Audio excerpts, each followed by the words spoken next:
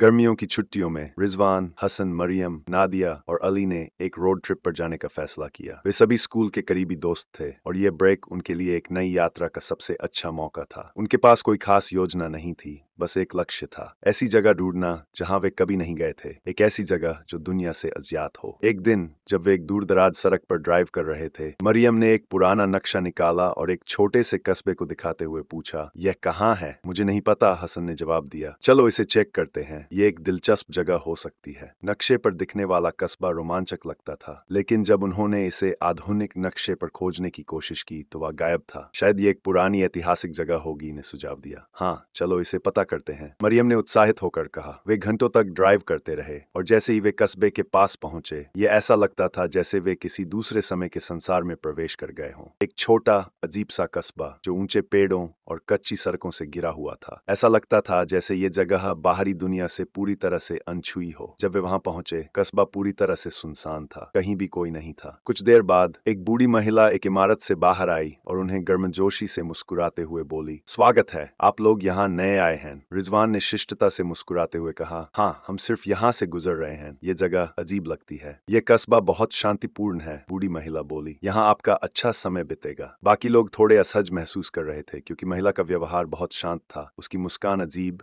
जानकार थी और उसकी आंखें इस तरह की बुलाई हुई जगह में रहने वाले किसी व्यक्ति से अधिक शांत लग रही थीं। लेकिन उन्होंने इसे नजरअंदाज करने का निर्णय लिया। जल्द ही दूसरे गांव वाले भी बाहर आने लगे। वे सभी बेहद मित्रवत थे और नए आगंतुकों का गर्मजोशी से स्वागत कर रहे थे। लेकिन कुछ ऐसा था जो अजीब लग रहा था। गांव वालों की मुस्कान बहुत चौड़ी थी और उनकी आंखें बहुत शांत थी। कोई भी इस बात से परेशान नहीं था कि कस्बा कितना अजीब था। समूह ने इसे अनदेखा करने की कोशिश की, लेकिन उन्हें महसूस हो रहा था कि कुछ ऐसा था जो उनसे छिपाया जा रहा था। जैसे ही रात हुई, वे कस्बे के दिल में एक पुराने होटल में ठहरे। होटल हालांकि पुराना और ध्वस्त था, फिर भी आश्चर्यजनक रूप से साफ था। बस सोने ही वाले थे कि होटल की दीवारों से अजीब आवाजें आने लगीं। ये एक हल्की फुसफुसाहट थी, जैसे कोई एक अजनबी भाषा में बात कर रहा हो जिसे वे ठीक से समझ नहीं पा रहे थे। मरियम सबसे पहले उठी। वह जल्दी से अली के कमरे में गई। अली, क्या तुमने वह सुनी? कुछ गलत लग रहा है। अली ने सिर हिलाया। मैंने कुछ नहीं सुना, शायद ये हवा होगी। लेकिन मरियम को यकीन नहीं था। फुसफुसाहट लगातार बढ़ती जा रही थी और रात बढ़ने के साथ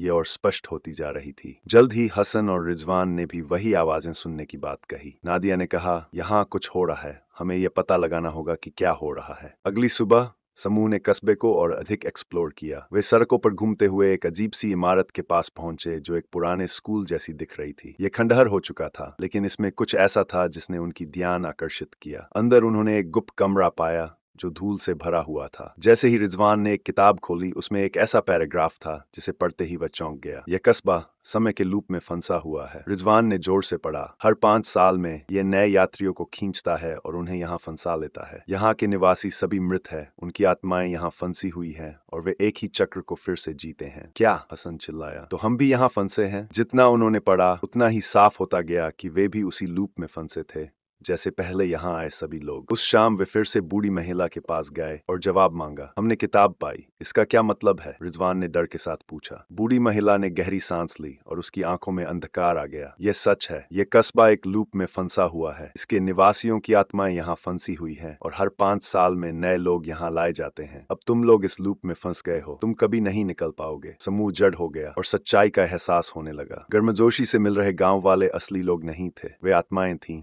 जो पहले यहाँ आई थीं। वे सभी उसी अंतहीन चक्र में फंसे हुए थे। दोस्तों को बहुत कम समय बचा था इससे पहले कि वे भी उस लूप में हमेशा के लिए फंस जाएं। उन्होंने जल्दी से एक योजना बनाई कि या तो वे उस शाप को तोड़कर बाहर निकलने का रास्ता ढूंढेंगे या फिर जैसे वे लोग यहाँ फंसे रह जाएंगे। मरियम ने एक योजना बनाई। हमें इस लूप को तोड़ना होगा या फिर हम भी उनकी तरह यहाँ फंसे रहेंगे। रात को वे फिर से उस रहस्यमय स्कूल में गए और कोई सुराग ढूंढने की कोशिश की जो उन्हें शाप को तोड़ने में मदद कर सके। उन्हें फर्श में एक अजीब सा चिन्ह दिखा जो ऊर्जा से कांप रहा था। जैसे ही वे इसके चारों ओर खड़े हुए, एक ठंडक का एहसास हुआ। हमें इसे किसी तरह तोड़ना होगा, नादिया ने कहा। हम यहाँ नहीं रह सकते। जैसे ही वे इसे तोड़ने के लिए कुछ करने वाले थे, गांव वाले आ गए और उन्हें चारों ओर से घेर लिया। वे एक स्वर में बोले, तुम यहाँ से नहीं जा सकते, अब तुम इस कस्बे का हिस्सा बन चुके हो। उस पल में यह स्पष्ट हो गया, या तो वे संघर्ष करेंगे और भागने का रास्ता खोजेंगे या फिर कस्बे के शाप में समा जाएंगे और अंतहीन लूप का हिस्सा बन जाएंगे। क्या वे समय के लूप से बाहर निकल पाए या वे फिर से एक और आत्मा बन गए जो भुलाए गए कस्बे में फंसी हुई थी? इसका जवाब अभी भी अनिश्चित है, लेकिन एक बात निश्चित है, कुछ रहस्य जितने गहरे होते हैं